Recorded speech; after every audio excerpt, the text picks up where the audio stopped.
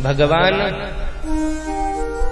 के प्रिय भ्राता श्री भरतलाल जी महाराज का चरित्र यहीं से प्रारंभ होता है। वैसे कहा तो जाता है कि किसी भी नायक के चरित्र की शुरुआत कब होती है, या तो उसके पिता के जन्म से या उसके स्वयं के जन्म से। लेकिन भैया भरत के चरित्र का प्रकाश कब हुआ है? जन्म जब हुआ था, नामकरण होने के बाद विशेष चर्चा कहीं नहीं आई, बस 2-4 बार नाम इनका आया है। लेकिन यहीं से चरित्र का उजागर हो रहा है, और इनके जन्म से नहीं बल्कि पिता के मरण से है। अवध में जो प्रकाश की व्यवस्था थी, दीपक सूर्य, ये दोनों आज नहीं रहे अयोध्या में। रघुकुल का दीपक तो जंगल चला गया है, और महाराज दशरथ जिसे सूर्य कहा गया है, जिन्हें वो अथयों आज भानु कुल भानु। और ऐसी अवस्था में श्री भरतलाल जी महाराज का चरित्र प्रकाश में आया है, जिससे अयोध्या वासियों के जीवन का जो दुख की रात्रि थी, दुख का अंधकार था, वो निकल गया बाहर।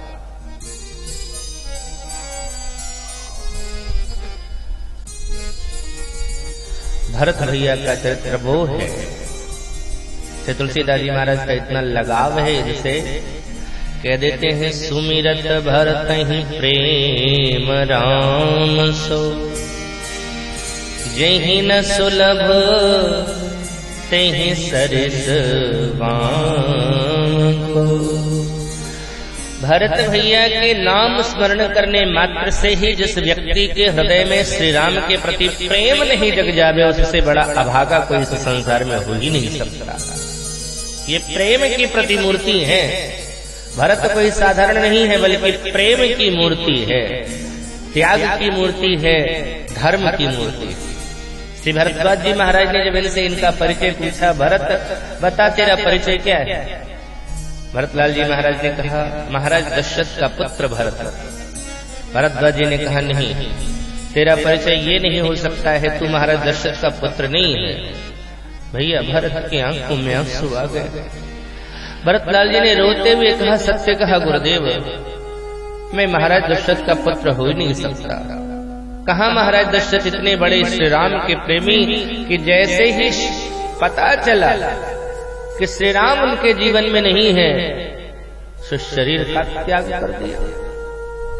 सिद्धमद गोस्वामी तुलसीदास जी महाराज ने जब महाराज दशरथ की वंदना की है, तो क्या कहते हैं? वंदौ अवध भुआल, मैं महाराज दशरथ जो अयोध्या के नरेश हैं, उनकी वंदना करता हूं। तो अयोध्या के राजा हैं इसलिए वंदना कर रहे हैं? बोले नहीं, सत्य प्रेम जहि राम पद, श्री राम के चरणों से सच्चा प्रेम है।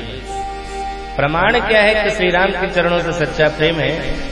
बोले बिछुरत दीन दयाल, जैसे ही भगवान से अलग हुए तो प्रिय तनु तृण इव परिहरेउ, इस शरीर का परित्याग कर दिया तिनके के जैसा। जो इतना बड़ा श्री राम का प्रेमी है, उस राम प्रेमी दशरथ का पुत्र मैं हो ही नहीं सकता, क्योंकि अगर उनका पुत्र होता तो कुछ लक्षण तो मेरे अंदर आते ना। माँ गाय पे पूत, पिता पर थोड़ा, अधिक नहीं तो थोड़ा थोड़ा तो होता ही। हाँ, मैं उस कैकेयी का पुत्र हूँ जिस कैकेयी ने श्री राम को अवध से निष्कासित कर दिया। मैं राम विरोधी कैकेयी का बेटा हूँ। सुन करके भरद्वाज जी को लगा कि भरत के मन में तो ग्लानि आ गई, तो तुरंत कह दिया, न तो तू दशरथ का पुत्र है, न तो तू कैकेयी का बेटा है, मैं तो कहता हूं कि तू श्री राम का भाई भी नहीं। तो गुरुदेव मेरा परिचय क्या है? भरद्वाज जी कहते हैं, तुम तो भरत मोर मत हे। अगर मुझसे पूछा जाए कि तू कौन है, तो धरे देह जनु राम सने। ऐसा लगता है जैसे राम का प्रेम ही मूर्तिवान होकर के खड़ा हो गया है। तो ये भरत है। इसलिए तुलसी बाबा ने अंत में अयोध्या कांड के क्या लिखा है? सिया राम प्रेम पीयूष पूरन होत जन्म, न भरत को मुनि मन अगम यम नियम समदम विषय व्रत आचरत को। अगर भैया भरत न होते तो इस संसार में श्री सीताराम का जो प्रेम है, श्री सीताराम के प्रति प्रेम है हृदय में लोगों के, वो भरत लाल जी न होते तो भर ही नहीं सकता था। हृदय में अगर किसी के प्रेम है श्री राम के प्रति, तो उसके हृदय में प्रेम भरने वाला अगर कोई पात्र है तो वो है भरत। और भरत चरित्र की फलश्रुति क्या कहते हैं? बोले भरत चरित करीने,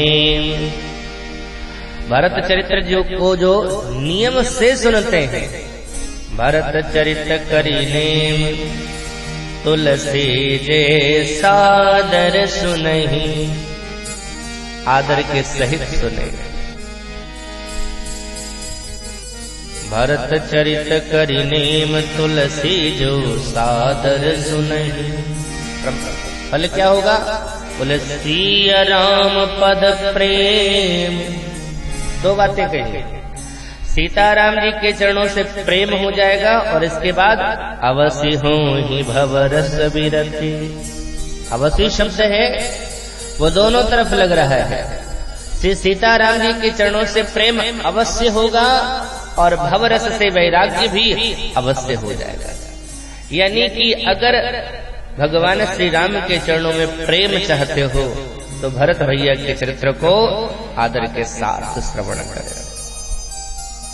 दूत को बुला करके गुरु जी ने कहा, देखो जब कोई नहीं है अयोध्या में तो गुरु की जिम्मेदारी प्रारंभ होती है। जाओ जाकर के भरत को समाचार दे दो कि गुरु जी ने बुलाया।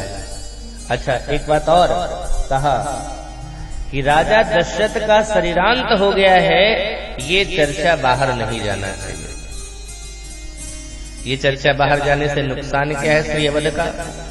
हो सकता है शत्रु जो अयोध्या के हैं या अन्य राजा गण जो हैं वो देखेंगे कि अयोध्या की व्यवस्था को संभालने वाला कोई नहीं, न तो वहां का राजा है, न राम है, न भरत है, और ऐसी स्थिति में अयोध्या पर कोई आक्रमण भी कर सकता है।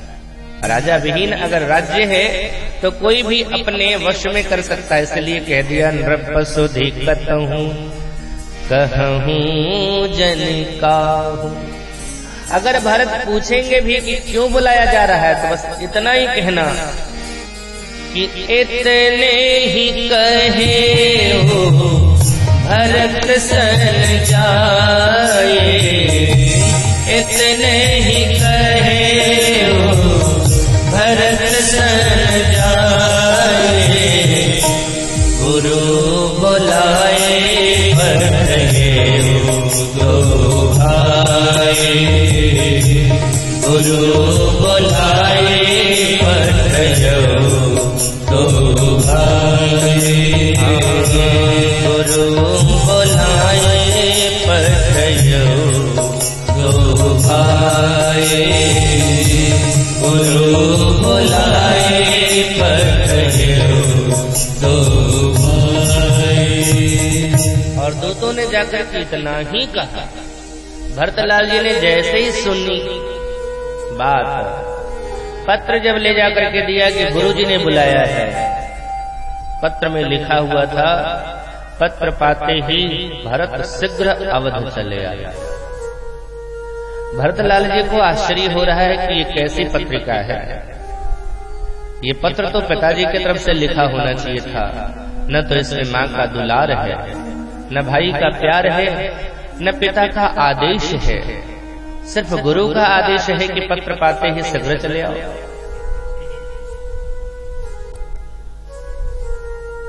अच्छा एक बार भरतलाल जी ने दूतों की ओर देखा, शायद कोई समाचार इन्हें ज्ञात हो, पूछ दिया क्या कारण है। दूतों ने हाथ जोड़ करके कहा, महाराज हमें अपने धर्म से डिगने के लिए न कहें। भरतलाल जी समझ गए, तुरंत समझ गए। दोबारा उन्होंने कोई प्रयास नहीं किया कि दूतों से पूछा जाए।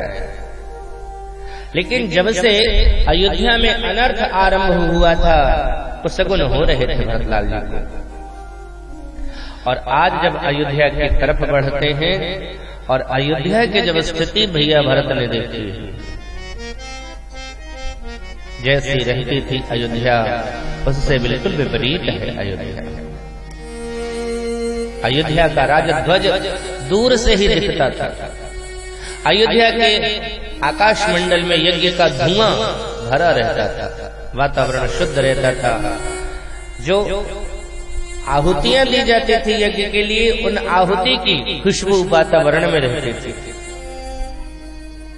वो घृत की खुशबू, वो तिल की खुशबू, वो यव की खुशबू, वो सर्वौषधि की खुशबू पूरे वातावरण में रहती थी। ऐसा लगता था मंदिर ही। अयोध्या की कंगूरों पर दो दो ब्राह्मण वेद पाठ किया करते थे। गलियां भरी रहती थी, बाजार सजे रहते थे। लेकिन आज भैया भरत ने जब अयोध्या में प्रवेश किया, राजध्वज झुका हुआ,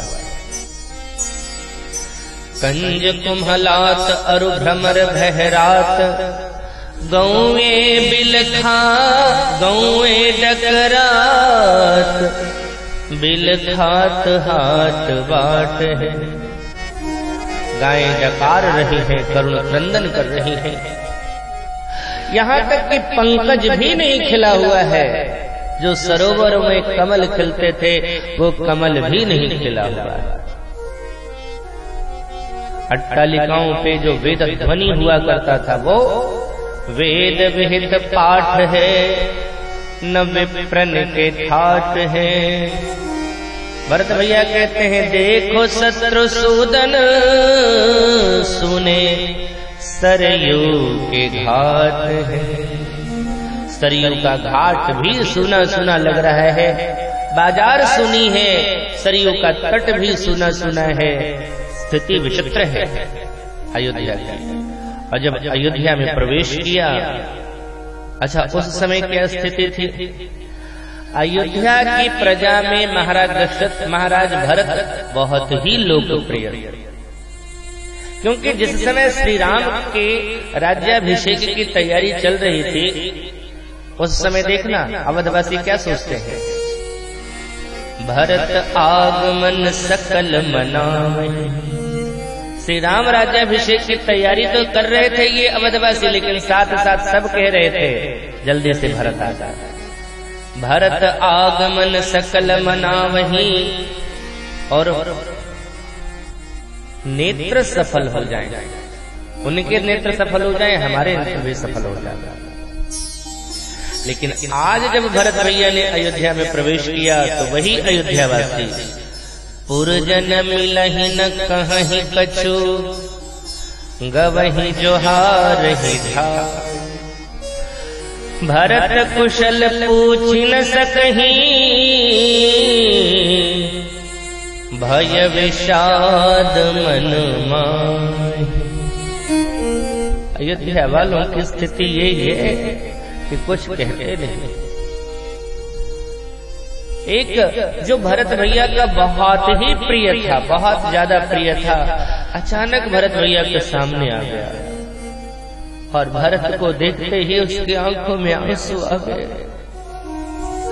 उसके हृदय में ये बात आई कि जब ये भारत जानेगा श्री राम का वनगमन हुआ है तो इसकी क्या स्थिति होगी। भरत भैया का स्मरण करते ही उस पुरवासी की आंख में आंसू आ गए, लेकिन तुरंत सावधान होता है, कहीं भरत ने मेरे आंख के आंसुओं को देख लिया और पूछ लिया कि तू क्यों रो रहा है, तो मैं क्या जवाब दूंगा। मेरे पास तो देने के लिए जवाब भी नहीं है। ये सोच करके उसने अपना मुंह घुमाया, पसीना पोंछने के बहाने आंख के आंसुओं को पोंछता हुआ वो निकल गया। भरत भैया देख रहे थे, अपने उस मित्र को देख रहे थे जो बाल्यकाल से ही बहुत ही घनिष्ठ संबंध था जिससे।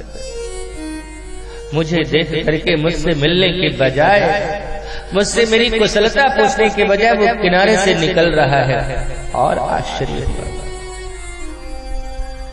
अच्छा ये बात नहीं कि वही व्यक्ति, तुलसीदास जी महाराज कहते हैं कोई भी व्यक्ति पुरजन मिलहि न कहीं कछु, कोई मिल भी जाता है ना तो कहता नहीं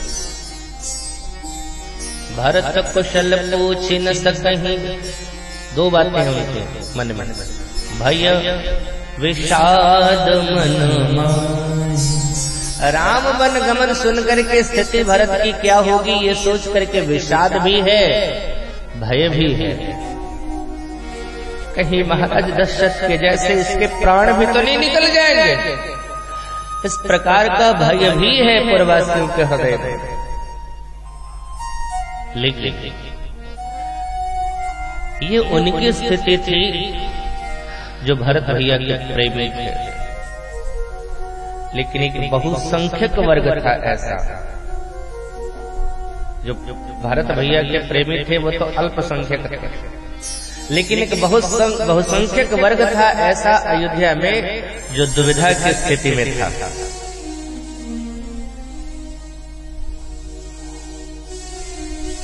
वो लोग ये सोचते थे कि इतना बड़ा कार्य हो गया है, इतना बड़ा षड्यंत्र हो गया है, क्या भारत की सहमति के बिना हुआ होगा? भारत की सहमति कहीं न कहीं होगी। और उन लोगों के मन में एक बात और चल रही थी कि भारत बड़ा चतुर है। देखो महाराज दशरथ ने भरत को नहीं बुलाया उस समय, उसका जो कारण रहा होगा, लेकिन एक वर्ग ऐसा था जो ये सोच रहा था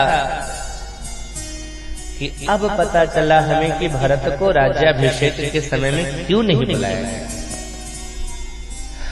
हम सोचते हैं कि भरत श्री राम का प्रेमी है, लेकिन हम तो दूर के हैं ना।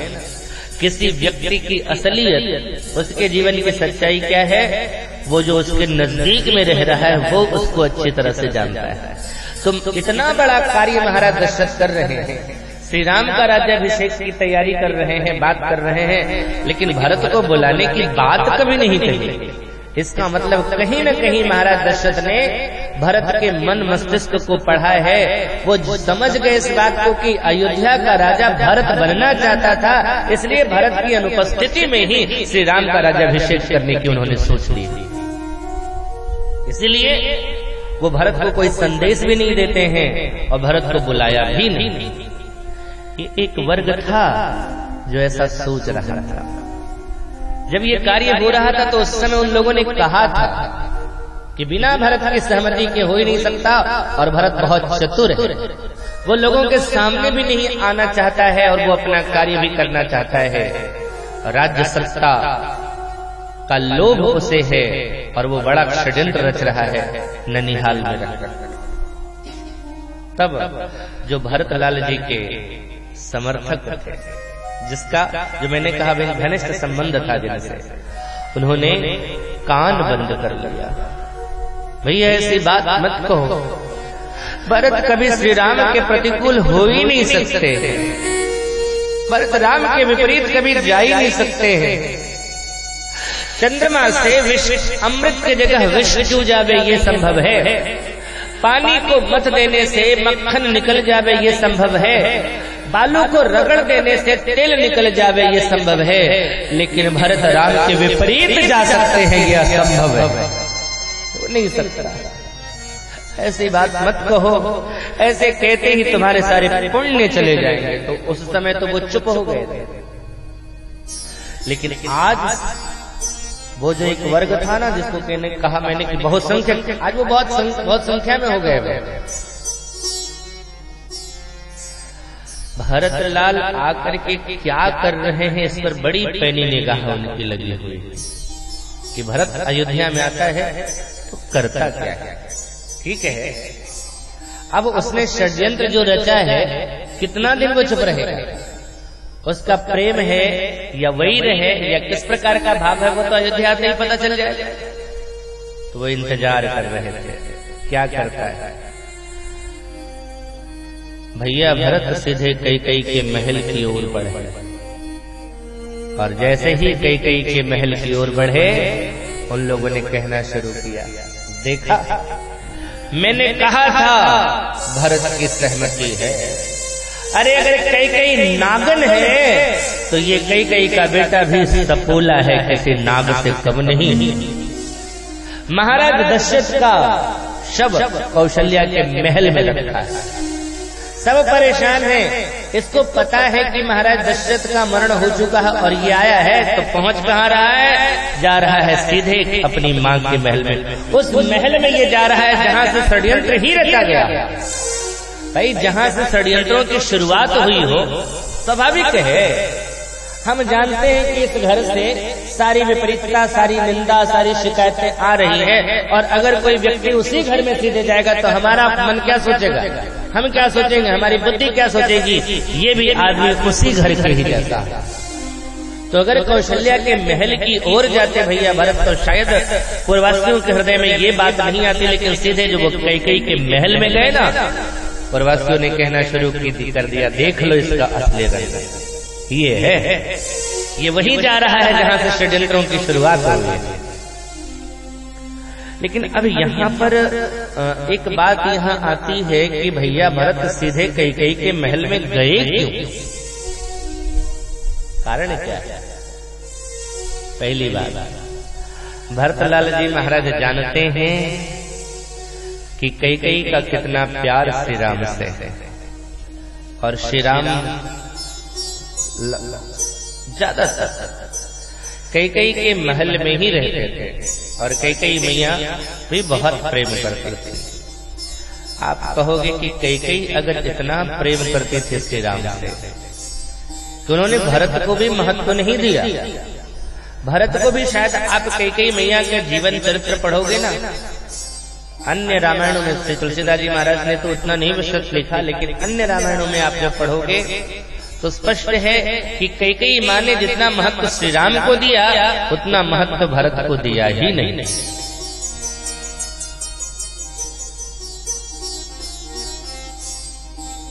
और श्री राम जी भी बहुत प्रेम करते थे मैया कैकेयी से। फिर आप कहोगे कि जब अपने भरत को इतना प्रेम इन्होंने नहीं दिया, श्री राम को ही इतना महत्व और प्रेम दिया, तो फिर राम को जंगल क्यों भेज दिया? कारण क्या है? पद्म पुराण में इसकी चर्चा है।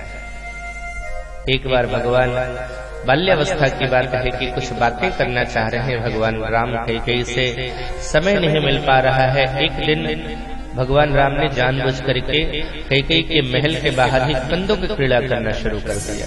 जानबूझ करके गेंद फेंकी, महल में गेंद गई, कहा गया कि जाओ लेकर के आओ। बच्चों से कहा, बच्चों ने कहा मां डांट देगी, मैं नहीं जाता, आप चले जाओ। भगवान ने कहा मैं जाऊंगा, लेकिन मेरी एक शर्त है कि मेरे पीछे कोई नहीं जाएगा। सबने शर्त स्वीकार कर लिया। भगवान राम महल में प्रवेश करते हैं, कैकेयी मैया अपने कार्य में व्यस्त थी।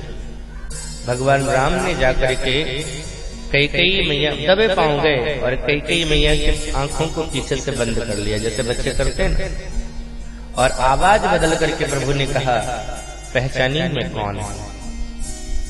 कैकेयी मैया तो ये कल्पना भी नहीं कर सकती थी कि राम ऐसा कर सकता है।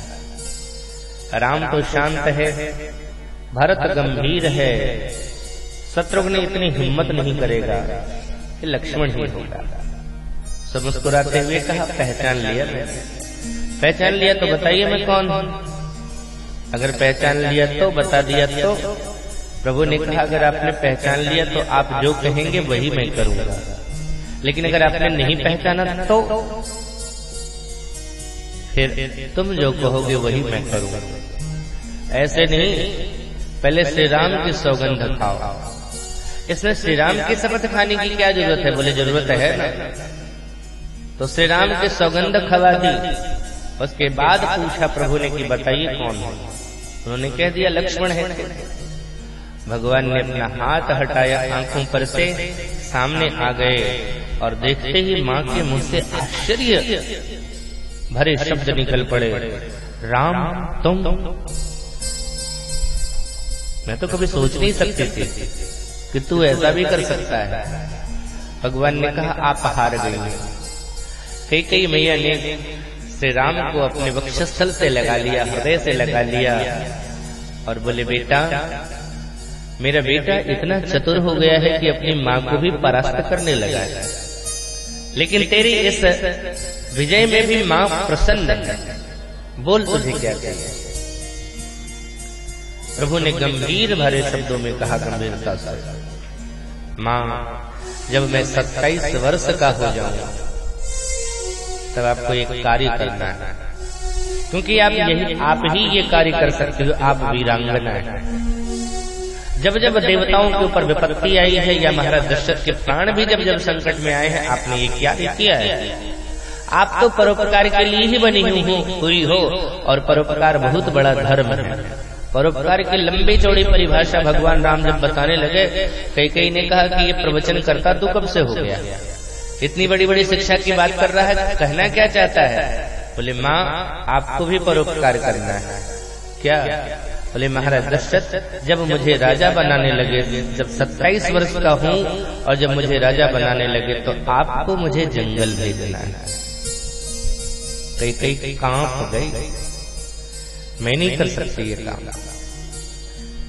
माँ आपको करना पड़ेगा। बोले तू अपनी मैया कौशल्या से करवा ले ये काम। बोले उनसे होगा ही नहीं, आप ही कर सकती हैं, और आपने मेरी सौगंध खाई। अब जब भगवान ने ऐसे कहा, नहीं मानी, तो भगवान ने कहा आपने मेरी सौगंध खाई है, और पता है सौगंध जिसकी खा करके शपथ खाने के बाद अगर उसकी सौगंध तोड़ी जावे उसका नुकसान होता है, उसकी हानि होती है। और माँ कई कभी कल्पना भी नहीं कर सकती थी कि मेरे राम की हानि कभी हो जाए।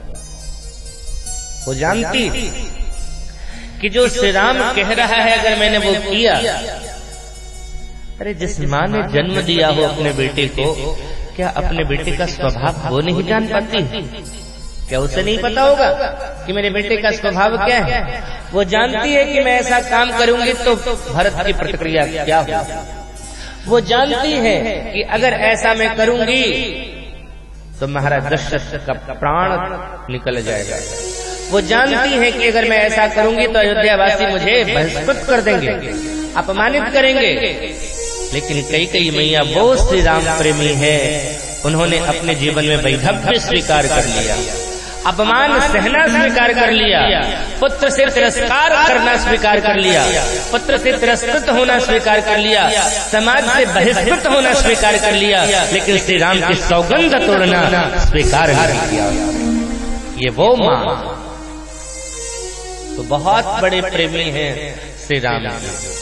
भरत भैया जानते हैं कि राम इनसे बहुत प्रेम करते हैं, और वहीं होंगे तो जहाँ श्री राम होंगे वहाँ पूरा राज परिवार होगा।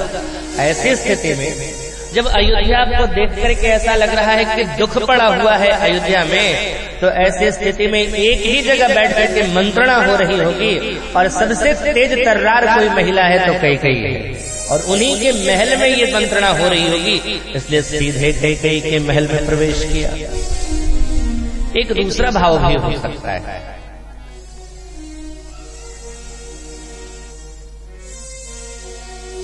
शायद गुरुजी ने ये संदेश में लिख दिया हो, सीधे कई के महल में आना, ये भी हो सकता है।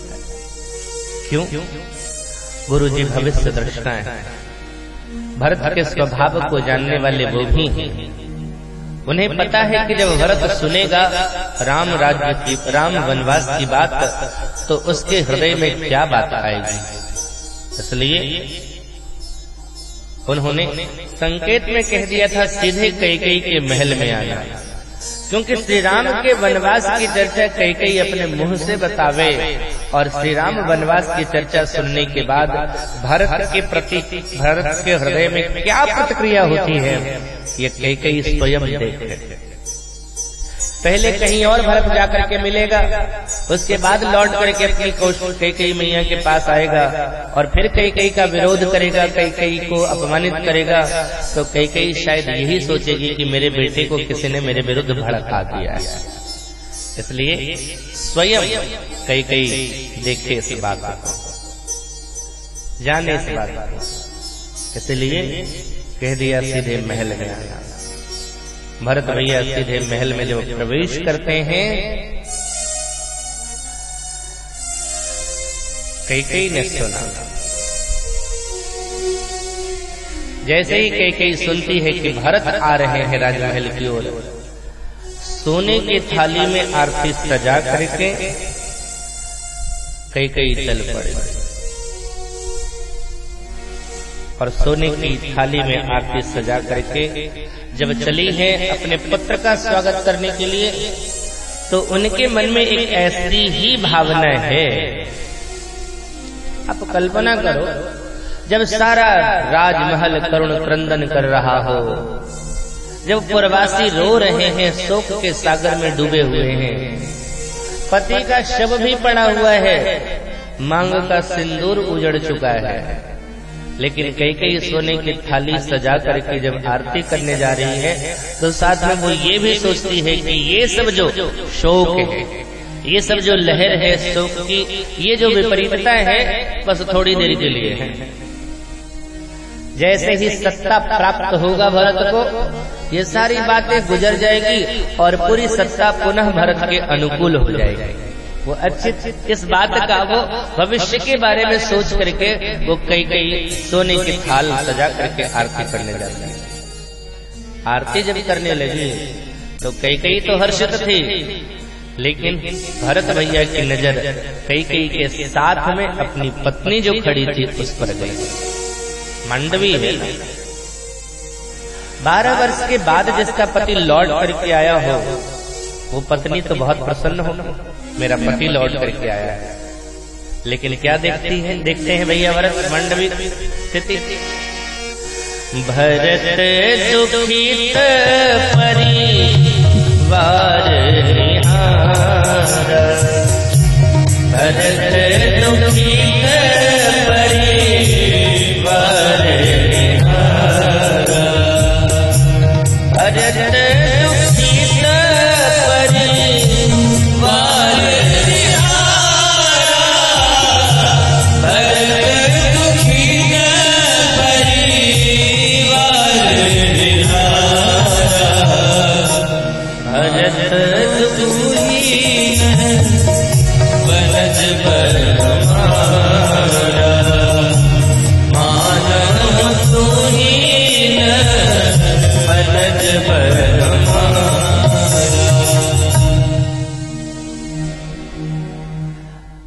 जब मांडवी की स्थिति भरतलाल जी ने देखी कि ये दुखी है, इशारे से पूछा क्या हुआ, लेकिन मांडवी कुछ बोल नहीं सकी। मांडवी को लगा मेरे ससुर को सुमंत जी महाराज ने सुनाई श्री राम का वनवास। श्री राम का वनवास सुन करने के बाद मेरी सास विधवा हो गई है, कहीं मैंने भी अपने पति को श्री राम के वनवास की बात सुना दी तो कहीं मैं ही विधवा न हो जाऊं। ये सोच करके मांडवी चुप। मांडवी को जब चुप देखा, इशारा करने पर भी जब मांडवी कुछ नहीं बोल रही है, तो भरतलाल जी को लग गया कि कोई ऐसी अघटित घटना घटी है जिससे अयोध्या को बहुत बड़ी हानि हो चुकी है।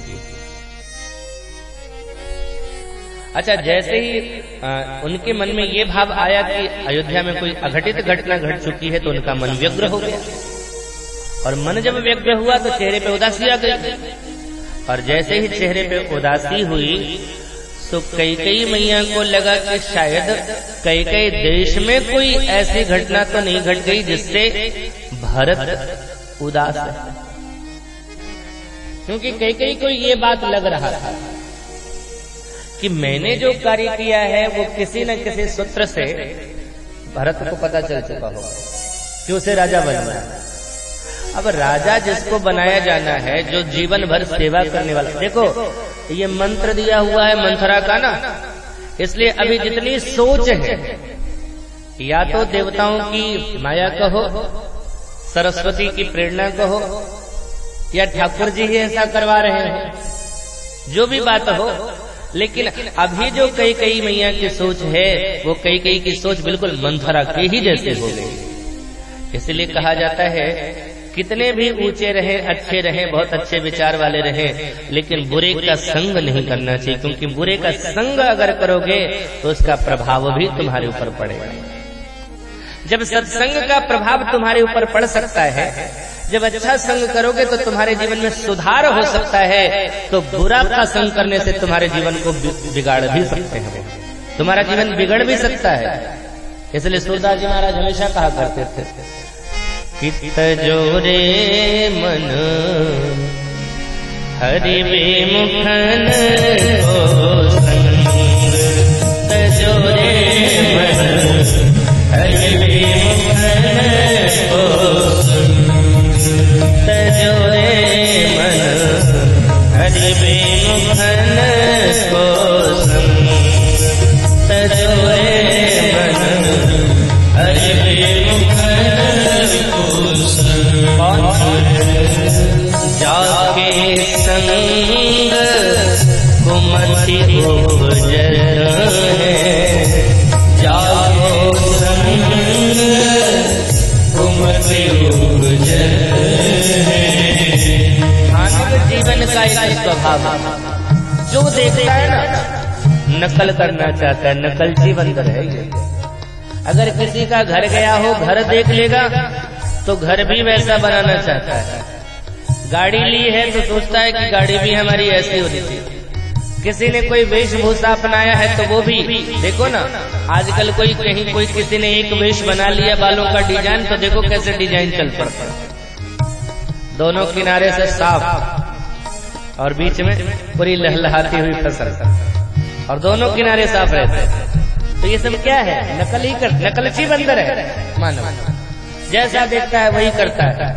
अगर संत का संग करोगे तो तुम्हारे अंदर वही भाव आएगा, लेकिन बुरे लोगों का संग करोगे तो जाके संग कुमति उपजन है, जाके संग कुमति उपजन। और पड़त भजन में भंग,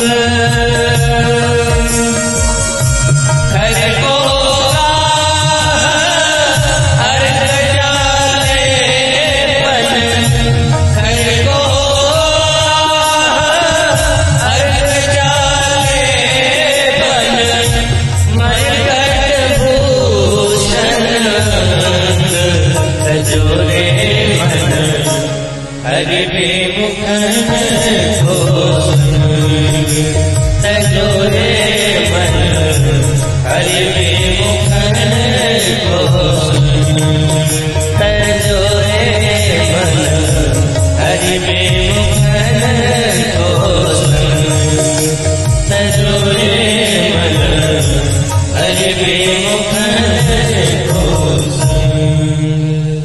तो कैकेयी अम्बा की जो सोच अभी चल रही है ना, वो सीधे सीधे मंथरा की सोच से मिल रही है। पहले शायद कैकेयी को अनुभव नहीं था कि भरत मेरे महल में आएगा, अन्यथा कैकेयी पहले से ही तैयार होती। लेकिन जब भरत भैया के कदम कैकेयी के महल की तरफ पड़े हैं, तब कैकेयी ने आरती की तैयारी करी। तब कैकेयी को ये लगा कि शायद भरत को ये पता चल गया है कि मैंने इसके लिए सारा कार्य किया है। कैकेयी के मन में एक बात और भी आ रही थी, मैं पुनः निवेदन कर दूं, ये कैकेयी के भाव नहीं हो सकते क्योंकि राम प्रेम में पगी, लेकिन अभी जो कुछ कर रही है हो सकता है देवताओं की माया है। मंथरा की पूरी छाप पड़ी हुई है इसके ऊपर। कैकेयी एक बार सोचती है कि मैंने अपने बेटे को उतना प्यार नहीं दिया, मेरा बेटा था, लेकिन मैंने वो प्यार श्री राम के ऊपर लौटाया। और ये बात शायद भरत को खटकी, तभी ये प्यार के लिए परेशान रहता था, प्यार के लिए तड़पता रहता था। इसे मुझसे प्यार मिलना चाहिए था, नहीं मिला तो प्यार पाने के लिए ननिहाल चला जाता था, नानी के पास चला जाया करता था। आप देखना अधिकतर भरत भैया ननिहाल में ही रह रहे, तो शायद माँ का प्यार नहीं मिला इसलिए वो नानी के पास था। लेकिन भरतलाल जी के अंदर ये भाव नहीं था कि मुझे माँ से प्यार नहीं मिल रहा है इसलिए नानी से प्यार पाने के लिए वो ननिहाल जाते थे। बल्कि जब भरतलाल जी देखते थे कि श्री राम के चरणों के प्रति, श्री राम के प्रति कैकेयी के अंदर इतना प्यार है, अगर मैं रहूंगा तो वो प्रेम वो प्यार बट सकता है। उनके मन में श्री राम के प्रति अगर कैकेयी के हृदय में लगाव था तो कोई द्वेष का भाव नहीं आता था, वो बड़े प्रसन्न होते थे। उन्होंने ये सोचा अगर मैं यहाँ रहूंगा तो शायद माँ का प्यार बटेगा, इसलिए मुझे ननिहाल में ही रहना, इसलिए वो सदैव ननिहाल में रहते थे। लेकिन कैकेयी को लगा कि मेरा बेटा मेरे प्यार के लिए तरसता था और मैं इतनी निष्ठुर थी कि इसको प्यार नहीं देती थी, इसलिए ये नानी के पास जाता था। और आज इसे लगा है कि मैंने इससे कितना प्यार किया कि राम को जंगल भेज दिया और इसको मैंने राजा बनाने की बात करी है, इसलिए ये मेरे पास आ गया है। अब इसके ऊपर इतना प्यार न्यौछावर कर दो कि इसे मेरे पहले के द्वारा जो ठुकराया हुआ था वो भूल जाए और लगे कि मैंने इसे बहुत प्यार किया। यही सोच करके वो आरती की थाली लेकर के दौड़ी थी। और जब दुखी देखा तो उन्हें ये नहीं लग रहा है कि भरत के हृदय में कुछ और बात चल रही है। उनको लगा कि शायद मेरे नैहर में कुछ अप्रसन्नता की बात हो गई। तो सुत ही सोच देखी मन मारे, तो पूछती नैहर कुशल हमारे। अपने मायके कुछ कुशलता पूछती है, सब ठीक है ना? भरत भैया ने कहा सब कुशल है, मैया यहाँ बताओ यहाँ क्या हो रहा है। अच्छा, कैकेयी को अभी भी लगता है कि भरत को सब कुछ पता है, इसलिए शुरुआत क्या करी, तात बात में सकल संवारे। शुरुआत ये नहीं किया कि श्री राम का वनगमन हुआ, शुरुआत ये नहीं किया कि महाराज दशरथ का मरण हो गया। शुरुआत क्या हुआ, बोले इसको तो दूत जब गया है और दूत जब इसको बुला के लिए आया है, 9 दिन लगे हैं आने में, तो रास्ते में तो बातचीत हुई होगी, तो दूत ने तो सारी बात बता दी होगी, इसलिए सीधी बात कहती है, तात बात में सकल संवारी, मैंने सारी बात बना दी है। अच्छा, उसके बाद क्या कहती है, भई मंथरा सहाय बिचारी। शब्दों पर ध्यान देना। जबकि इस कार्य को करने में सबसे अगर प्रमुख कोई है तो कौन है? श्री राम का वनवास हुआ, श्री राम को वन भेजा गया है, तो इसमें मुख्य कौन है? किसका काम है? मंथरा। मंथरा न होती तो शायद कैकेयी के दिमाग में ये बात आती ही नहीं, वो तो खुश थी। तो मुख्य तो मंथरा है, लेकिन यहाँ कैकेयी ने मंथरा को पीछे कर दिया और आगे कौन हो गया? खुद हो गई। अगर कैकेयी के मैया के मन में थोड़ा सा भी भाव रहता कि भरत श्री राम का वनगमन सुन करके अगर विपरीत हो सकता है, उसके मन में कुछ अलग भाव आ सकते हैं, तो वो सीधे मंथरा को आगे कर देती, स्वयं आगे नहीं होती। अगर कैकेयी को ये अनुभव होता कि भरत ये सुन करके विरोध करेगा, तो भाई हमारा स्वभाव क्या, हम जानते हैं कि घर का मालिक अगर नाराज होने वाला है तो जिसकी गलती नहीं रहती उसी को आगे कर देते हैं, किसी ने किया था, ताकि खुद बच जाए। लेकिन मैया जानती है कि मैंने जो काम किया है इससे तो भरत खुश होगा, प्रसन्न होगा, इसलिए नायक खुद बन गई। तात बात में सकल संवारी। अच्छा, मंथरा को कहाँ बना दिया? बिचारी भैस मंथरा सहाय बिचारी। कैकेयी भविष्य के बारे में सोचने लगी कि भरत तो राजा बन ही जाएगा। अब भरत को जब बाद में पता चलेगा कि मंथरा ने ये सारा काम किया है, तो मंथरा को महत्व देना शुरू कर देगा, इसलिए कह दिया वो बेचारी है। जबकि देखो जिस समय काम हो रहा था, इस बेचारी को क्या कहा था? इसी रानी ने मंथरा को उस समय क्या कहा था जब वरदान मांगने के लिए उत्साहित कर रही थी? कुबरी रानी प्राण प्रिय जानी, बार बार बड़ी बुद्धि बखान। उसकी बुद्धि की बखान करने लगते हैं और क्या कहते हैं? तो ही समहित न मोरे संसारा। अरे कुब्जा, बहे जात कहूँ भयसी आधार। मैं तो बही जा रही थी, बह जाती कहीं पता नहीं चलता कहाँ डूब गई हूँ, लेकिन तुमने तो बहते को बचा लिया, आधार बन गई। फिर अंत में क्या कहती हैं? जो विधि पूरव मनोरथ काली। कल अगर मेरी मनोकामना पूर्ण हो जाएगी तो मैं तुझे क्या करूंगी? क्या करने के लिए कहा था कि करूं तो ही चक पुतरियाली। मैं तुम्हें अपनी आंखों की पुतली बना लूंगी। जब काम नहीं हो रहा था तो ये कहती थी, और कई क्या हम लोग भी यही करते हैं, जब काम रहता है तो आप अगर ये काम हो गया तो आपको तो ऐसा कर देंगे, आपको तो ऐसा कर देंगे।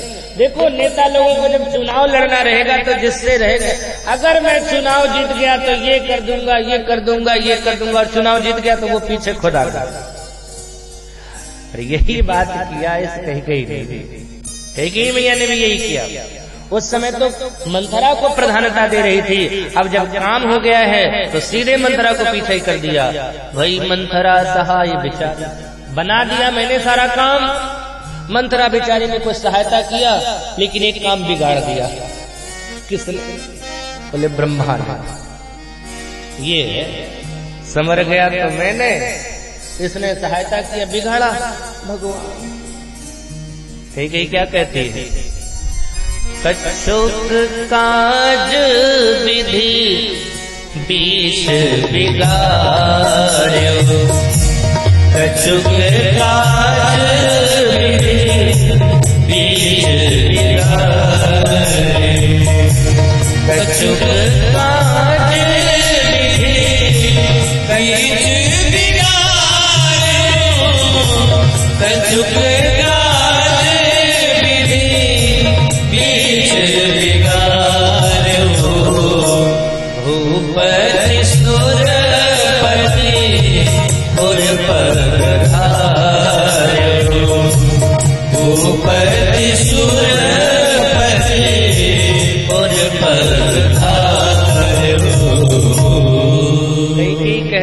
कुछ काम बीच में बिगड़ गया, महाराज दशरथ नहीं रहे। और जैसे ही सुना भरत भैया ने कि महाराज दशरथ नहीं रहे तो प्रक्रिया क्या हुई? हे पिता, हमें छोड़ करके क्यों चले गए? जाने से पहले मेरे हाथों को लेकर के प्रभु राम के हाथों में सौंप दिया होता। मुझे अनाथ करके क्यों चले गए? मुझे सनाथ करके जाना चाहिए था। बड़ा भाई पिता के समान होता है तो पिता का पद दे करके जाते आप। अच्छा, रो रहे थे, रोते रोते उन्होंने अपने आप को संभाला। बहुरी धीर धरी उठ बैठ संभारी। बहुरी धीर धरी उठे संभारी। फिर क्या कहा? कह पितु है तो मरण महतारी। पिता के मरने का कारण बताओ। संभाला अपने आप को, फिर कहा पिताजी मरने योग्य तो नहीं थे, कैसे मर गए? अच्छा एक बात बोलूं, अगर कई मैया को लगता कि सचमुच में भरत के हृदय में, शायद भरत के मस्तिष्क को, भरत के मनोभाव को शायद कई नहीं पढ़ पा रही, क्योंकि मैंने कहा ना उसका कारण यही है कि मंथरा के रंग में रंगी हुई, तो कई भरत के मनोभाव को नहीं पढ़ पा रही है। क्योंकि अगर उन्हें लगता कि पिता के मरण का दुख इसे लगा है तो मुझे लगता है आगे कभी चर्चा नहीं करते। भाई घटना बहुत ज्यादा बड़ी हो, आप अपने घर में एक बात सुनाओ और उसको सुन करके आपका जो प्रिय है, आपका पुत्र हो या आपका पति हो या आपका भाई जो घर का मालिक बनने वाला है, वो तकलीफ हो जाए, उसे दुखी हो जावे, उसके बाद फिर कुछ कारण पूछता है, तो अगर आपको लगेगा कि इस बात को सुनकर के इसे तकलीफ हुई है तो अगले आने वाला शब्द तो और भी तकलीफ देने वाला है, तो चुप हो जाएगा। उस समय नहीं बोलेगा, नहीं बोलेगा, स्वाभाविक है नहीं बोलेगा। लेकिन कई ने बोला, कई बोली, कई ने कहा। क्या कहती है वो? पुनः निवेदन करूं, कई पूरे मंथरा के रंग में डूबी हुई है। कई को लगा कि ये रोने का नाटक कर रहा है, पिता मर गए हैं ना, तो नहीं रोएगा तो दुनिया के, अरे इसको राजा बनना है, ये समझदार है, इतना राजा बनने की खुशी है, खुशी को अंदर दबा लिया है और पिता के मरण की बात सुनकर के आंसू बहा रहा है। बुरा मत मानना, आज हम लोग भी यही करते हैं। कोई प्रिय या संबंध का, भगवान न करे किसी के जीवन में ऐसी घटना घटे, लेकिन हम लोग क्या करते हैं, हम लोग जो दुख जो अनुभव, दुख तो है ही, ये बात नहीं कि दुख नहीं है, लेकिन दुख हम दिखाने की कोशिश करते हैं और उसके पीछे ये भाव रहता है, अगर नहीं दुख दिखाएंगे तो दुनिया के लोग क्या कहेंगे। बुरा मत मानना, कोई अपने ऊपर मत ले लेना, हाँ, क्योंकि जीवन चल रहा है तो बहुत तरह की घटनाएं होती रहती है, लेकिन मैं इसलिए कह रहा हूं कि ये समाज में चलता है। तकलीफ हुई है, रो रहे हैं, किसी प्रिय के जाने के बाद रो रहे हैं, फिर उसके बाद फिर हंसेंगे, फिर गाएंगे, बात भी करेंगे, लेकिन उसी समय कोई अपना रिश्तेदार फिर आ जाएगा तो फिर हमारा क्या शुरू होता है। अभी तक हम हंस रहे थे, आपस में बात कर रहे थे, प्रिय के मरने के 2-4 दिन बीत गए हैं, भोजन कर रहे हैं, बात भी कर रहे हैं, लेकिन ऐसे में कोई और रिश्तेदार आ जाता है, उसके बाद हमारा क्या शुरू होता है। कहूंगा तो फिर आप लोग अलग मानोगे, उसके बाद रोना शुरू हो जाता है। अभी हंस रहे थे, लेकिन जैसे उसको देखा फिर रोना शुरू किया। इसके पीछे भाव क्या रहता है? भाव यही रहता है कि हमें तकलीफ है और हम उस तकलीफ को दिखा रहे हैं, प्रदर्शित कर रहे हैं, भाव यही रहता है।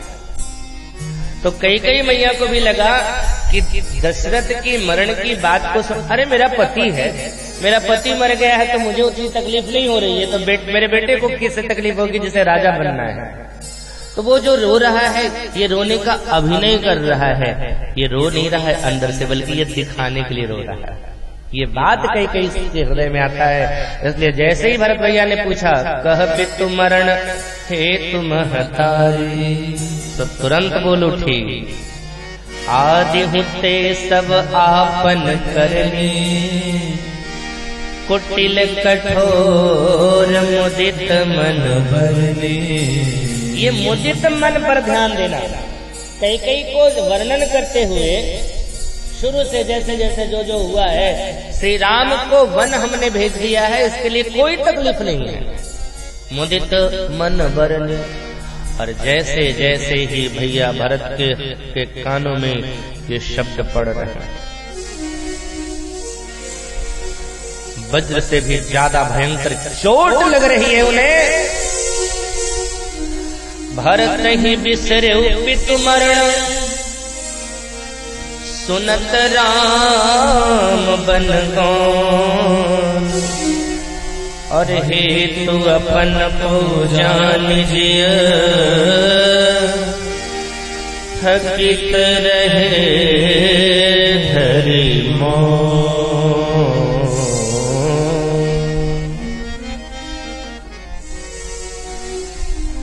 पिताजी के मरण की बात को सुन करके श्री भरत भैया दुखी हुए थे, लेकिन जैसे श्री राम के वन गमन की बात सुनी भरत भैया ने, तो भरत ही बिसरे पितु मरण, पिता मरण का दुख विस्मृत हो गया। क्या सुन के? सुनत राम बन गौन,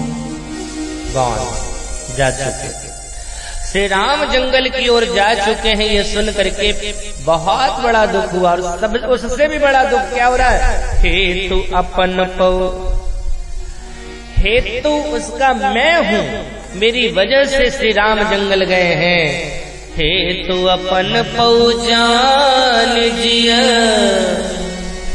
थकित रहे धरी मोह।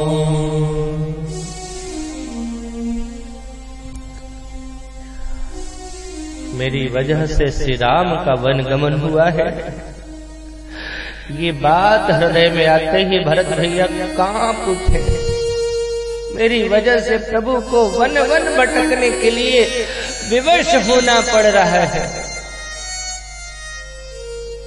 एक बात बोलूं, कोई व्यक्ति, भगवान न करे किसी के जीवन में तकलीफ आवे, लेकिन किसी के जीवन में जब तकलीफ आती है ना, तो पहले थोड़ा रो देता है, लेकिन जब उससे भी बड़ा जब दुख आता है, बहुत ज्यादा परेशानी आती है, तो व्यक्ति के मुंह से आवाज भी नहीं निकल पाती है, वो बोल भी नहीं पाता है। और यही स्थिति भरतलाल जी की हुई। वो तो चुप हो गए असह्य दुख के मारे, लेकिन कई फिर भी सोचती है कि इसे दुख नहीं हो रहा है। पर भरत भैया थोड़ी देर के बाद क्रोध से उनका हृदय भर उठा। एक बात, भारत चरित्र को कहने के लिए संत महात्मा, वैसे तो भरतलाल जी की कितनी बड़ी महिमा है वो कोई कह ही नहीं सकता है। मैंने कहा था कल भी कि महाज्ञानी जनक भी कहते हैं कि भरत महामहिमा सुनु रानी। भरतलाल जी की महिमा इतनी बड़ी है कि उसे कोई कह ही नहीं सकता। सुनैना मैया ने कहा कोई तो जानता होगा, बोले जानता है। कौन? जान ही राम जानते हैं। सुनैना मैया बोली अच्छी बात है, राम जी जानते हैं तो अपने दामाद ही तो जानते हैं, तो बिठा करके दामाद से पूछ लेंगे कभी भरतलाल जी की चर्चा। जनक जी ने कहा रानी गलती है, राम जी जानते तो हैं, लेकिन जान ही राम न सकहीं बखाने, बोल नहीं पाए। भरतलाल की महिमा कितनी है, भगवान भरतलाल जी का चरित्र कैसा है, उनके चरित्र को कोई वर्णन ही नहीं कर सकता। जब राम जी नहीं वर्णन कर सकते हैं तो हम आप क्या वर्णन कर पाएंगे। लेकिन आकाश की ऊंचाई अनंत है, पता है उसकी ऊंचाई अनंत है, फिर भी पक्षी अपने सामर्थ्य के अनुसार उड़ान भरते हैं। जिसकी जितनी शक्ति होती है वो उतनी ऊंचाई तक पहुंचता है वो पक्षी। तो महात्माओं ने भरत चरित्र को कहने के लिए एक चाबी पकड़ाई। उस चाबी से भरतलाल जी के कुछ चीज को, कुछ चरित्रों को देखा जा सकता है।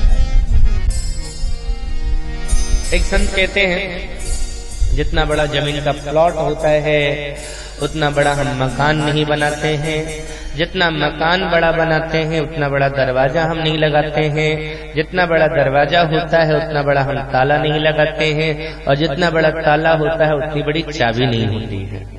लेकिन वो छोटी सी चाबी पूरे प्लॉट को खोलने का काम करती है। ऐसे ही भरतलाल जी का चरित्र।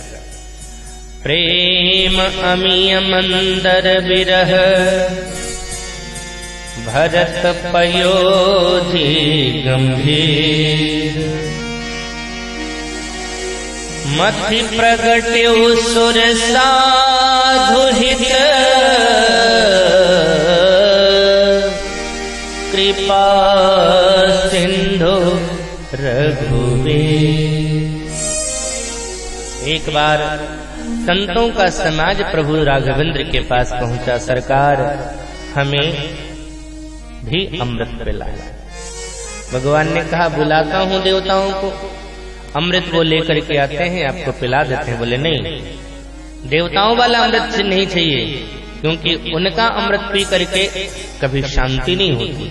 देवताओं ने अमृत जरूर पी रखा है, लेकिन ये निर्भय है क्या?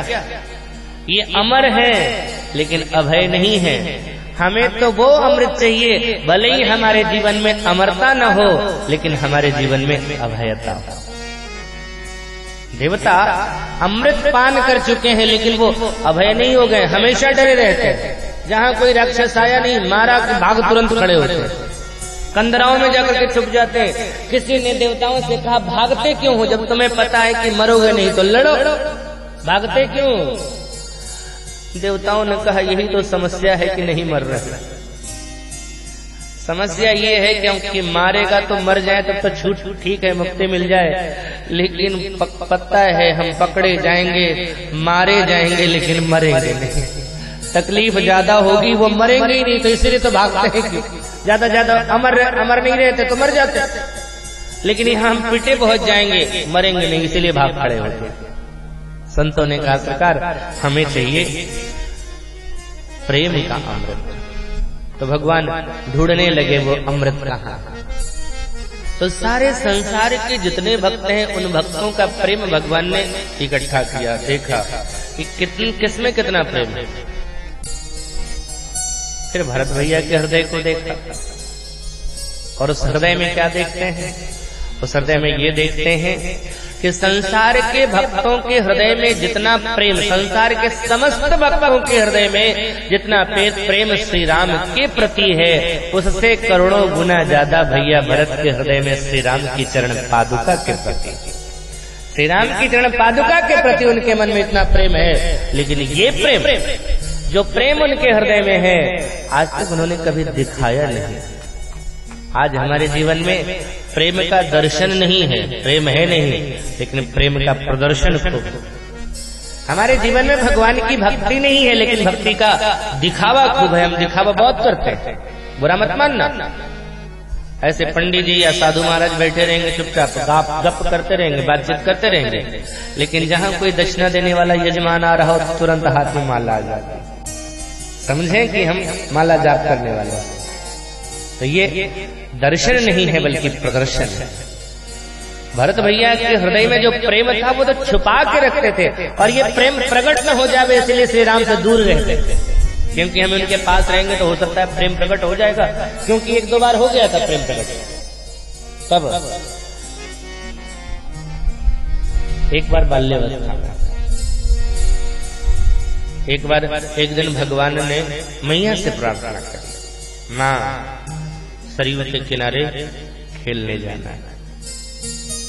भैया ने मना कर दिया, नहीं, दूर हैं, सूर्य निकले हैं, और आप सरयू से इतना प्रेम करते हो कि बिना पग पन्ही के जाओगे, आपको तकलीफ होगी, और जब आपको तकलीफ होगी तो हमें तकलीफ होगी।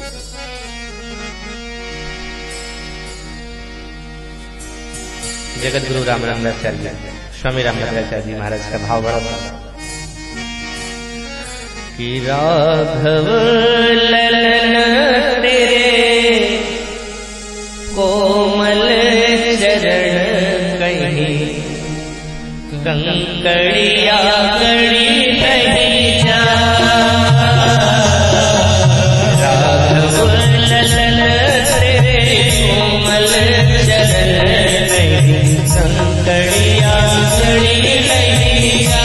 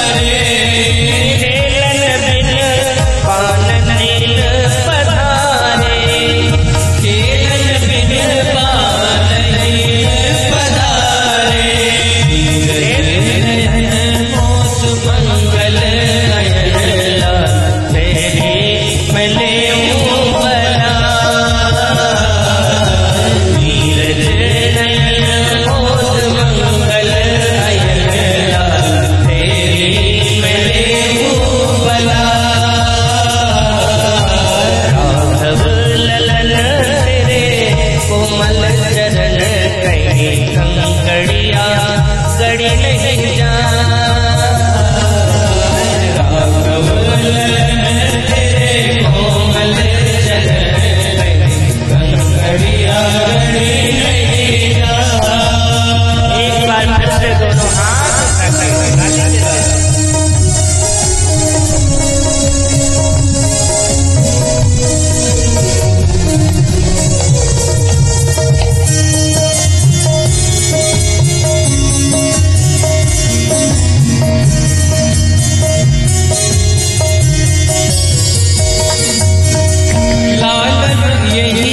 अंगना मिली खेलो, लालन यही अंगना मिली खेलो, कल बल वचन तो बोलो, कल बल वचन तो बोलो, चितवन चपल चाल मंजुल मचल देख सुषमा सरस सरसा,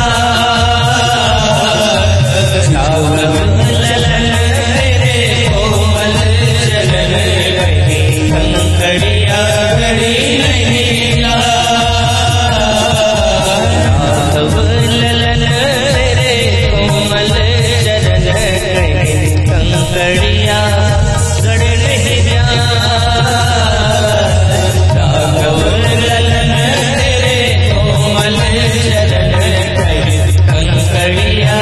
गड़ नहीं जा,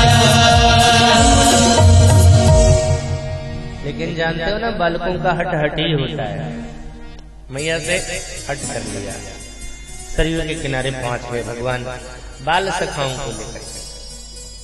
अच्छा, वहां जाकर के प्रभु ने कहा हम आज कंदों की क्रीड़ा करेंगे, गेंद का खेल खेलेंगे। तो गेंद का खेल खेलने के लिए दो दल होना जरूरी है। एक तरफ तो राम जी, अब राम जी के विरोध में कौन रहेगा जी? एक तरफ राम जी, तो लोगों ने सोचा दूसरे तरफ लक्ष्मण जी, लेकिन लक्ष्मण जी तो सबसे आगे आकर के खड़े हो गए पास में राम जी के। बोले हम इधर जी, बाकी जिसको जाना हो जाओ उधर जी। अब जब जिससे हमने अपेक्षा लगा रखा था कि ये विरोध करेगा जी, वही नहीं विरोध कर रहा है, तो कोई अब विरोध में जाने को तैयार नहीं। किसी ने बालक ने जाके कहा लक्ष्मण जी से, आप विपक्ष में रहो ना, खेल जमेगा ना, मैं राम जी का विरोध करूंगा, कोई नहीं सकता। बोले ये सच का विरोध थोड़े ना, ये तो खेल है। बोले खेल क्या, सपने में भी विरोध नहीं कर सकता। क्यों नहीं करना चाहते? बोले नहीं पढ़ते हो क्या, सुना नहीं महात्माओं से क्या? बोले राम विमुख थल नरक नल, जो श्री राम का विरोध करते हैं नरक में भी जगह नहीं मिलती। अब जैसे ही सुना बच्चों ने राम विमुख थल नरक नल, सब राम जी की तरफ हो गए, कोई विरोध में नहीं, सारे बच्चे राम जी की तरफ। अब इतनी विनती करके तो माँ से सरयू के किनारे आए थे, इसलिए खेल खेलने के लिए। और ये वाला खेल महल में हो नहीं सकता, इसके लिए तो पूरा ग्राउंड चाहिए ना, बड़ा सा मैदान। तो इसी के लिए तो यहाँ आए थे, और यहाँ वो खेल बन ही नहीं रहा।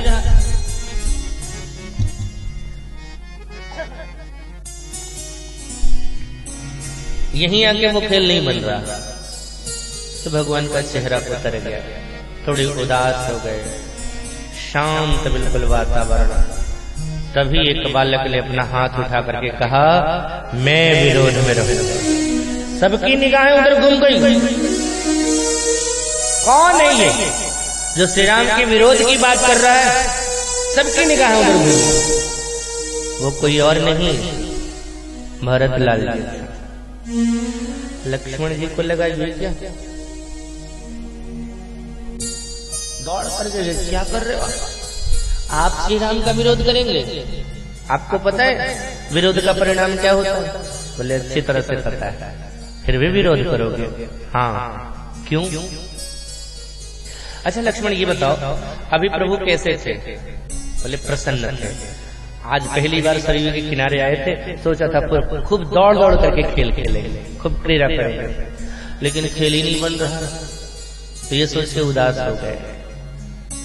भरत भैया ने कहा, अभी खुश थे, अभी उदास लग रहे हैं, और मैं भगवान के चेहरे पर उदासी कभी देखे ही नहीं सकता।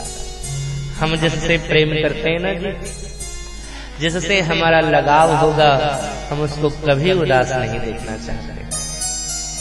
अगर आपका प्रेम, आज तो प्रेम का उदाहरण किससे देंगे?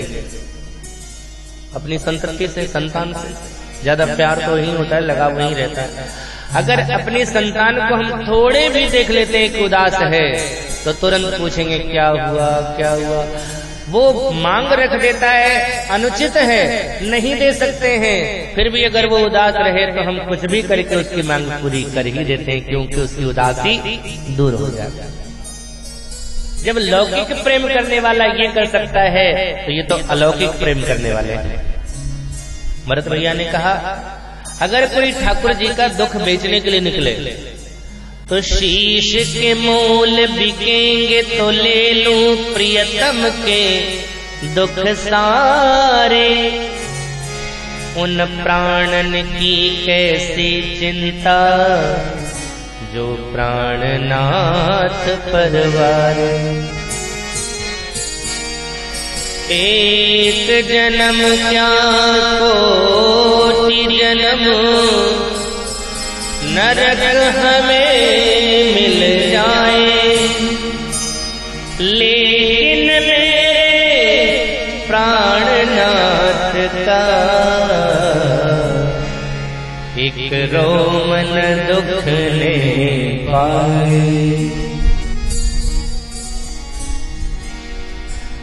अगर कोई ठाकुर जी का दुख बेचने के लिए निकले उसकी कीमत ये हो कि अपने हाथ से गला काट करके देवे और प्रभु का दुख खरीदे तो आगे सबसे मैं रहूंगा। लक्ष्मण नरक की बात करते हो, एक जन्म क्या कोटि जन्म, करोड़ों जन्म मुझे नरक की यातना भोगना पड़े स्वीकार है, लेकिन प्रभु के चेहरे पर उदासी मुझे स्वीकार ही नहीं। आज तो हम जिससे लगाव रखते हैं ना उसको बोल बोल करके दुखी कर देते हैं। वो ठीक ठाक रहता है, खुश रहता है, लेकिन बोल करके मांग मांग करके उसको परेशान कर देते हैं। और हमारी आदत इतनी खराब है कि भगवान को भी नहीं छोड़ते। हमने भगवान की पूजा करी, भगवान तो बोला भी नहीं, कुछ पूछा भी नहीं, उसके पहले आरती में ही सुख संपत्ति घर आवे कष्ट मिटे तन का, ओम जय जगदीश हरे। मांग पहले, ठाकुर प्रसन्न हुए या नहीं हुए ये नहीं जानते हैं, पहले मांग ही रखते। एक बार एक भक्त से भगवान ने कहा क्या चाहिए तुझे, खुशी दे दो, नहीं, दुख दे दो, नहीं, क्या चाहता है, खुशी भी नहीं चाहता, दुख भी नहीं चाहता, चाहता क्या है। भक्त ने बड़ी मधुर बात कही, सरकार कर्म वाले कर्म चाहते हैं, धर्म वाले धर्म चाहते हैं। अगर हमसे पूछोगे तो मैं बोले न खुशी चाहता हूँ न गम चाहता हूँ, जो तू चाहता है वही मैं चाहता हूँ। मेरी कोई चाहत ही नहीं, जिंदगी बस चल रही है।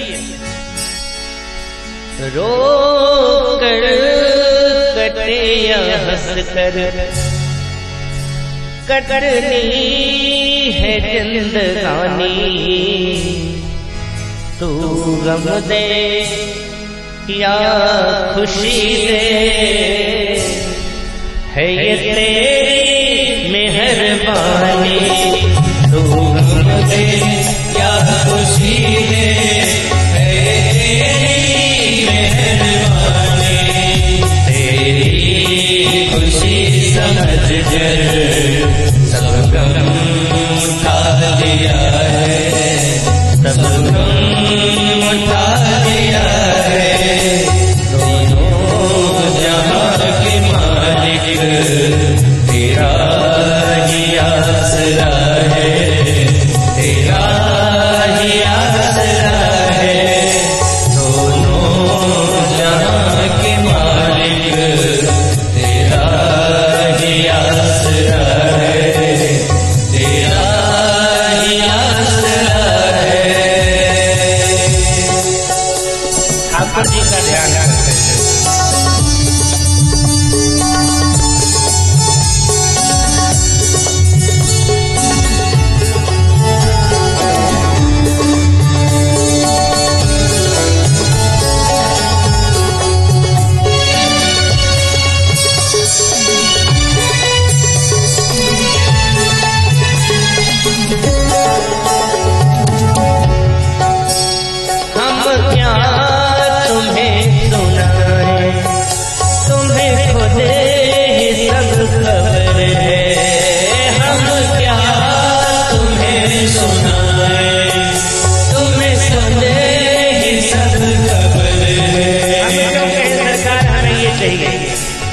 तुम्हें बताएंगे तब तुम्हें पता चलेगा काहे का अंतर्यामी।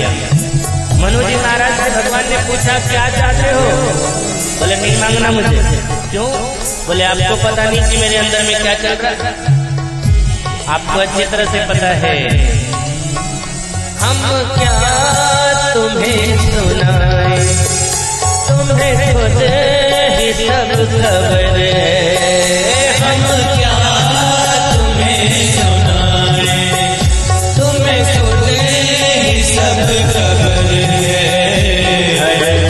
हाल में हमारी तेरी तरफ नजर है, हर हाल में हमारी तेरी तरफ नजर है। मजबूरियां हमारी तू सब जानता है, तू सब जानता है। मजबूरियां हमारी तू सब जानता है, तू सब जानता है।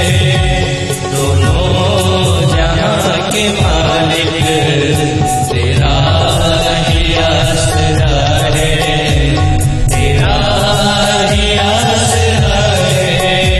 राजी हूँ मैं उसी में जिसमें तेरी रजा है, जिसमें तेरी रजा है।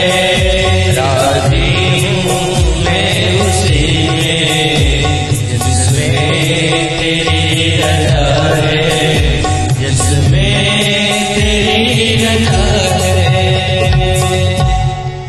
तो भरतलाल जी वो पात्र हैं जिन्होंने अपने प्रेम को छुपा करके रखा।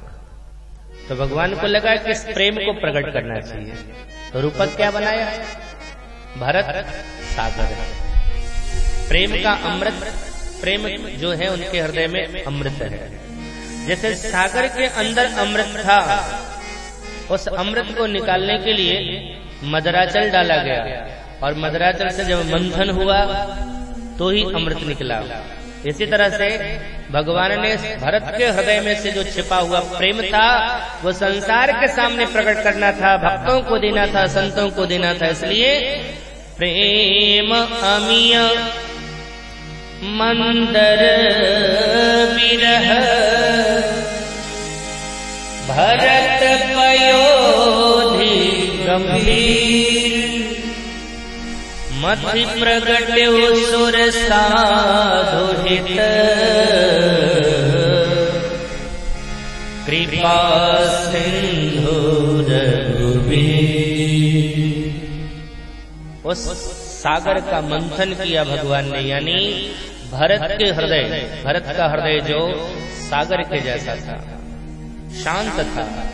श्री राम के वनवास रूपी मदराचल को डाला गया, और जब उसका मंथन प्रारंभ हुआ, शांत भरत, श्री राम के वनवास का मदराचल गिरा, मंथन प्रारंभ हुआ, तो सबसे पहले समुद्र से क्या निकला? विष, जहर, कालकूट। ऐसे ही भरत क्या जब हृदय मथा गया ना श्री राम के वनवास रूपी मदराचल से, तो विष ही निकली। उस विष को पान करने वाले भगवान शंकर थे, और इस विष को पान करने वाली कैकेयी भगवान शंकर बन गई। कैकेयी ने इस विष को पान किया, वरना शायद ये विष कोई नहीं पचा पाता। कैकेयी नहीं पचाया। जैसे ही भरतलाल जी को लगा कि मैं हूँ राम के वनवास का कारण, तो हेतु अपन को जान दिया थकत रहे। उसके बाद क्रोध में भर गए, रे दुष्टा कलंकिनी, तूने कैसे ये वरदान मांग लिया? जिस समय में तूने ये वरदान मांगा उस समय तेरे हृदय में पीड़ा नहीं हुई, तेरी जिह्वा गल नहीं गई, तेरे मुंह में कीड़े नहीं पड़ गए। महाराज दशरथ ने तेरा विश्वास कैसे कर लिया? सही कहा जाता है मरने वाली की बुद्धि समाप्त हो जाती है। मरण काल विधि मति हरिहीना, तुम्हारी मति भी मरण काल के समय महाराज दशरथ की मति भी मारी गई। अरे संसार में तू पैदा क्यों हुई, और पैदा हुई तो तू बांझ क्यों नहीं रही? और अगर मैं पैदा हुआ तेरे गर्भ से, अगर तेरे मन में ऐसा भाव था तो जिस समय मैं पैदा हुआ उस समय तूने मेरा गला दाब करके मेरा वध क्यों नहीं किया? अब शब्द निकलने लगे, क्या किया तुमने?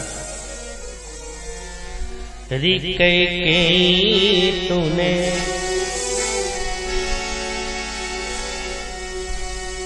पापिनी तेने क्या ठानी मन में, राम सिया भेज दे रे वन में, राम सिया भेज दे रे वन में। अकेले तने क्या जानी मन में, राम सिया भेज दे रे वन में, राम सिया भेज दे रे वन में। जदपि भरत तेरो ही जायो, जदपि भरत तेरो ही जायो, तेरी करनी देख ल जायो, तेरी करनी देख ल जायो। अपना खुद तेरे आप कमायो, अपना खुद तेरे आप कमायो, अपना खुद तेरे आप कमायो, अपना खुद तेरे आप कमायो। भरत की नजर में राम सिया भेज दे रे वन में, राम सिया भेज दे रे वन में। अकेले तने पापिनी तूने क्या ठानी मन में, राम सिया भेज दे रे वन में, राम सिया भेज दे रे वन में।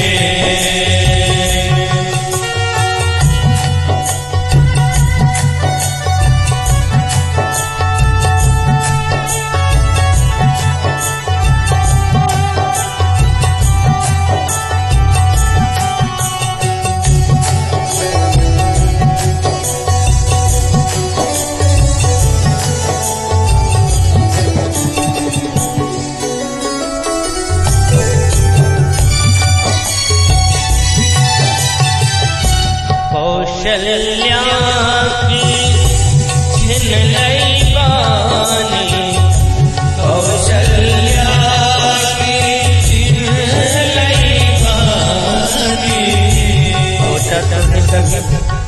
तू जो ये कार्य कर रही है, किसको किसको दुख होगा? कौशल्या के मुंह में शब्द तूने छीन लिए।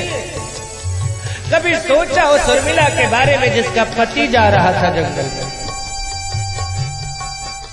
पूरे राज परिवार को तुमने शोक में डाल दिया अपने स्वार्थ के लिए। कौशल्या की छिन लई बानी, कौशल्या की छिन लई बानी। रोई न सकी उर्मिल दीवानी, रोई न सकी मिल दीवानी। कैकेयी बस एक ही रानी, कैकेयी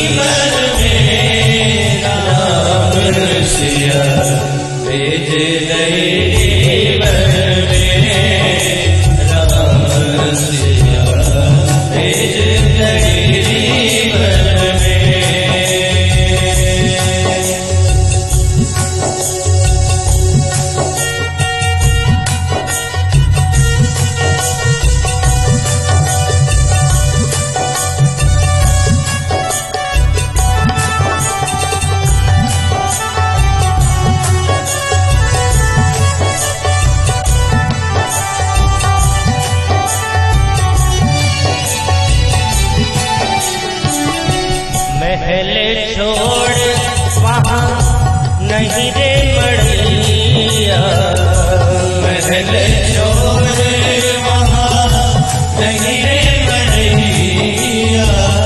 महलों में रहने वाला सोचा कभी तूने कहाँ रह रहे, झोपड़ा भी नहीं। महल छोड़ वहाँ नहीं रे मड़ैया, महल छोड़ वहाँ नहीं रे मड़ैया। महल छोड़ नहीं रे मड़ैया, महल छोड़ वहाँ नहीं रे मड़ैया। सियत कुमारी संग तो भैया, सियत कुमारी संग तो भैया। काहू वृक्ष तर नीजत होंगे, काहू वृक्ष तर नीजत होंगे। काहू वृक्ष तर नीजत होंगे, काहू वृक्ष तर नीजत होंगे। हीरों ने रण में राम सिया भेज दई वन में राम सिया भेज दई वन में। अकेले तूने अकेले तैने जाता वन में राम सिया भेज दई वन में राम सिया भेज दई वन में राम सिया भेज दई वन में राम सिया भेज दई वन में।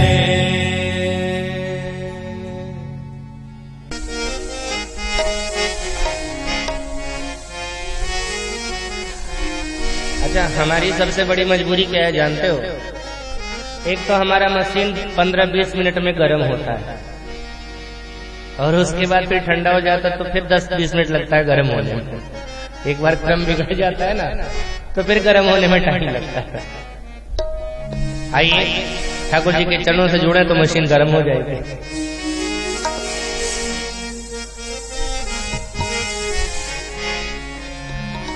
झलक बांके बिहारी मेरे, इस मन को भाई है। झलक बांके बिहारी मेरे, इस मन को भाई है। झलक बांके बिहारी मेरे, मन को भाई है। झलक बांके बिहारी मेरे, इस मन को भाई है।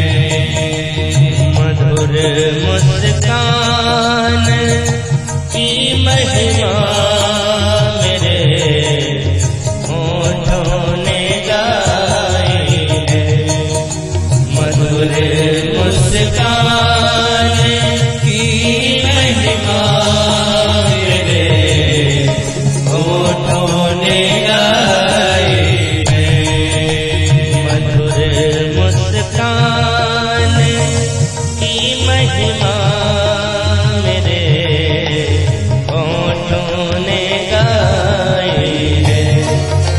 मधुर मुस्कान की महिमा मेरे होठों ने गाई है।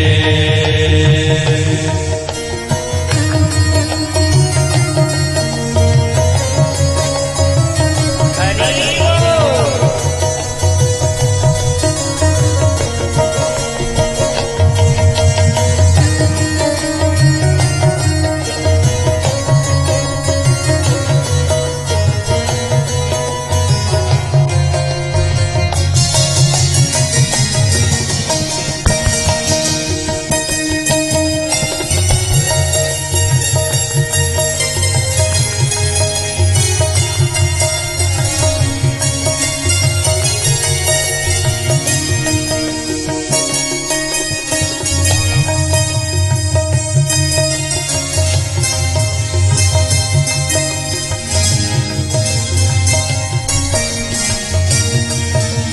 तुम्हारे प्यार में बेहद यहाँ दुख क्यों सहा मैंने।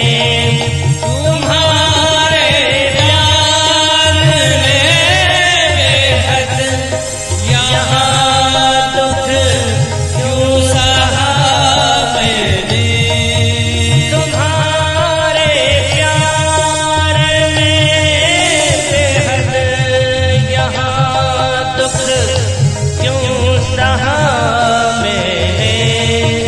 तुम्हारे प्यार में बेहद यहाँ दुख क्यों सहा मैंने।